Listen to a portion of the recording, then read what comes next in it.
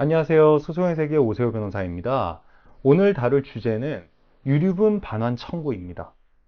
제가 최근에 수임해서 수행하고 있는 사건을 한번 다뤄보고자 하는데요. 제 의뢰인의 아버지가 사망을 했고 어머니는 여전히 생존해 계십니다. 그런데 요즘은 그런 추세가 아니지만 여전히 연세가 많으신 분들 중에는 장자에게 모든 재산을 미리 증여하거나 아니면 유언으로서 상속하는 경우가 많이 있습니다. 요새는 뭐 남녀 뭐 딸이 귀하다, 뭐 아들이 귀하다, 뭐 이런 인식이 별로 없죠. 특히 뭐 딸이 더 귀하다 이런 추세도 있습니다. 그런데 이제 예전에 뭐 저희의 조선시대 때부터 내려져 오던 어떤 국풍이라든지 전통에 의하면 굉장히 아들을 귀하게 여기고 아들 중에서도 장자를 굉장히 중요하게 생각하는 풍속이 있죠. 그래서 이 사건에서도 아버지께서 장자에게 미리 자신의 아파트를 생전 증여를 했습니다. 즉 아버지가 돌아가시기 전에 미리 증여를 한 거죠. 그리고 아까도 말씀드렸지만 뭐 유언으로 완전히 장자에게 모든 걸 증여하는 경우도 있습니다. 예. 그래서 이 사건에서도 어머니는 오히려 장자 편을 들었습니다. 어, 참고로 이 사건 그 상속인은 이 배우자죠. 아버지가 돌아가셨으니까 의뢰인의 어머니인데 배우자 그리고 아들 둘이 있었습니다. 근데 아들 둘 중에 장자에게 모든 부동산을 생전 증여한 사건입니다. 이렇게 되면 보통 이제 나머지 형제, 자매, 남매들이 감정이 폭발하게 됩니다. 왜 나는 배제하고 장자에게만, 아들에게만 모든 재산을 줬느냐? 이렇게 되는 거죠. 자, 그러면 그 이런 유해 사건에서 또 가장 많이 발생하는 케이스가 뭐냐면 생전 증여 당시에 그 돌아가신 분이 망인이라고 하는데 망인이 뭐 요양병원에 입원해 있다거나 치매 상태인 경우도 상당히 많이 있습니다. 그래서 그 장자가 그 아버지의 인감도장을 마음대로 날인해서 미리 자기 앞으로 등기를 치는 경우도 많이 있죠. 만약 이렇게 되면 이거는 유류분 사건이 아니고 그 부당이득 반환 청구 사건이 됩니다. 즉 아버지가 돌아가신 이후에 그 장자를 제외한 나머지 공동상속인들이 돌아가신 아버지의 청구권을 대위해서 그 장자를 상대로 부당이득 반환 청구를 하는 거죠. 즉 이거는 유효한 증여가 아니었다. 너가 마음대로 이건 가져간 거다, 재산을. 이렇게 주장하는 거죠. 그런데 이렇게 뭐 치매라든가 뭐 이게 유효한 증여가 아니다라는 것을 입증하기가 굉장히 어렵습니다, 보통. 왜냐하면 입증 책임이 그걸 주장하는 쪽에 있거든요. 그것을 등기의 추정력이라고 하는데요. 우리가 이제 부동산의 소유권을 이전하기 위해서는 등기를 해야 되죠. 그래서 등기가 일단 되게 되면 그 소유권은 유효한 것으로 강력하게 추정이 됩니다.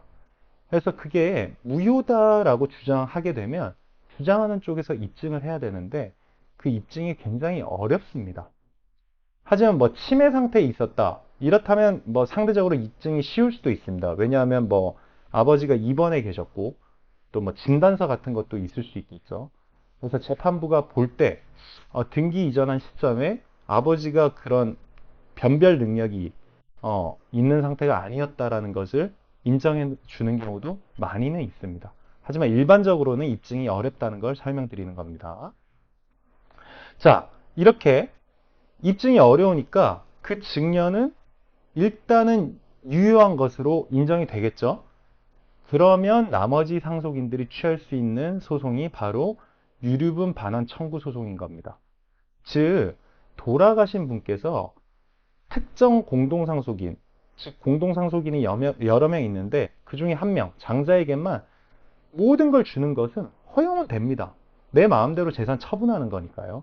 하지만 그렇다 하더라도 나머지 재산을 받지 못한 상속인들은 유류분을 주장할 수 있는 겁니다. 그래서 유류분은 그 사람의 법정 상속분의 2분의 1이 됩니다.